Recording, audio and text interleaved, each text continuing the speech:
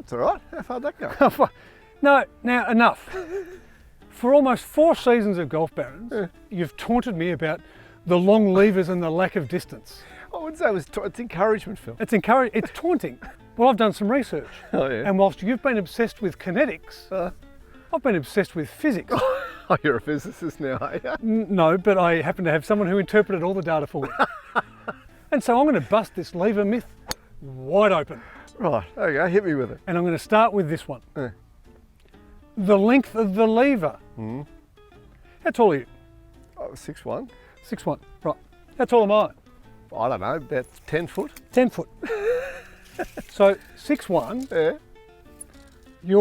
I reckon your wingspan is probably going to be about the same. Is that about right? That's about right? Nice prop too. Yeah, that's right. So my wingspan, I can tell you, is 199 centimetres. Didn't quite get to the 2 metres on height or wingspan. So bigger. Yes, significantly bigger, isn't it? Yeah. 5 inches bigger for the first time in my life. So, 5 inches. Do I hit a golf club like this? No. No. Do I hit a golf club like this? Yes. So now that I've halved that at a minimum, Right. what's the difference? So now you're a mathematician. 2.5 inches. 2.5 inches, except now I have to take into account shoulders. So now I'm talking about 1.8 inches over 78 inches. So I'm talking about a 2.5% differential. You should hit it so much further. So where's this going? In theory, based on your levers, I should hit it 2.5% further. But in reality, as we've said earlier, it's harder to move. I have to apply more torque just to get your same club head speed. Right. So that's the second thing. So I'll give you that, yes. Right. Third thing, an ice skater. What does an ice skater do to slow down? They do this to speed up. Hit the wall. Yeah. And what do they do to slow down? Oh yeah, the arms out spin. Why do they? Look how slow this is. Oh, it just What? Why? Well, we get to be wind resistance, I guess. Hang on, I'll get back to you. Wind resistant. Okay, well, I'll adjust on that. Why? I don't know. Because it pushes the centre of gravity away from the mass, slows everything down. Why is it different in a golf swing? It's not. Physics, not kinetics. So the longer the lever, you're claiming it's harder to move. I'll give you that, yes. Thank you. So your assumption and everyone else's assumption, he's got to get big muscles because he's got big guns. I don't have big guns. So it's absolutely a myth. Right. Right. But more importantly, Yeah. were there to be some findings that suggest were all other things not to be equal, Yes. and where I have more muscle mass and more strength, be able to apply more force to a longer lever, Yes. I should be able to hit it further. So the question I've got to you is, so how does someone who's taller generate more club head speed? The first thing's get in the gym. But you're not going to do that. So I'm going to work with what I got. Right.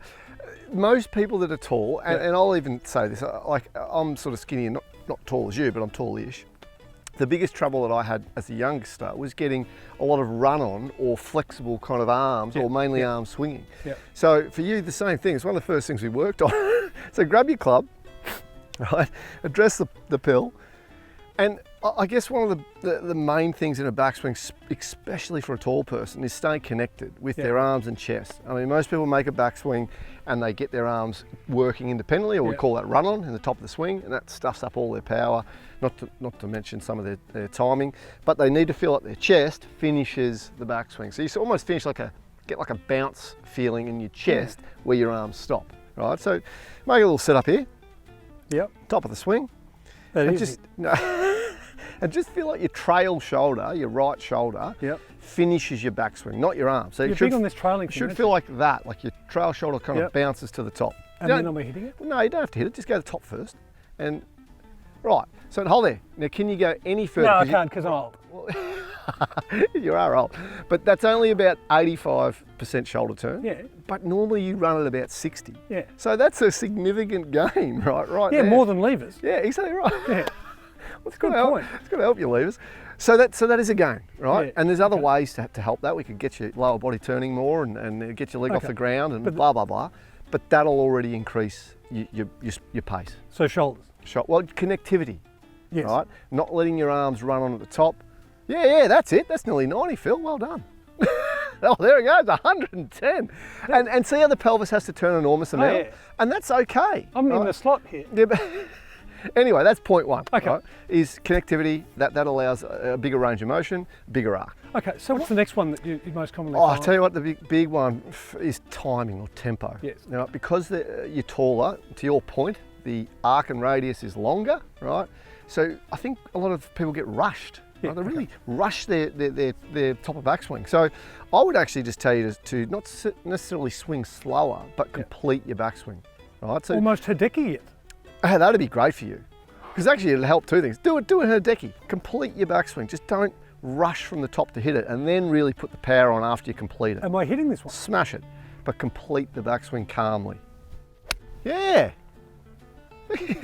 There you go. See, that's fantastic. That is magnificent. So that clearly helps though. You can see the ball flight change, because normally you hit one like that, and then you go with like. So what else after 4 seasons have you not told me then? I've told you, just don't listen. The third one would probably be those wonderful pair of pins you've got, your legs. Look, right? with the miniskirt. Ground forces get raved about, but one advantage you have is the fact you can create more torque from the bottom to the top simply because you're longer, right? Yep. Yeah, but there is a caveat, right? And that is that when you start to use the ground forces and you're pushing off and the pelvis is spinning, you're going to have to work twice as hard to stop the upper body racing with you. Otherwise, you'll lose every power gain that I just gave you. More challenges for a tall person who just should hit it further because their levers are longer. Yet again, I feel sorry for you, yes.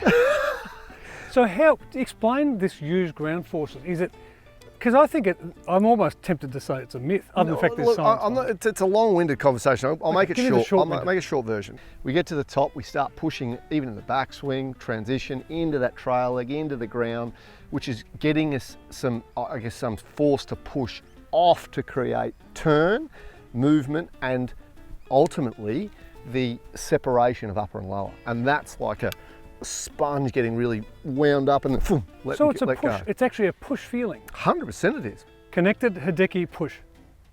Try all three at once. Let's give it a go. A connected Hideki push. A connected Hideki push.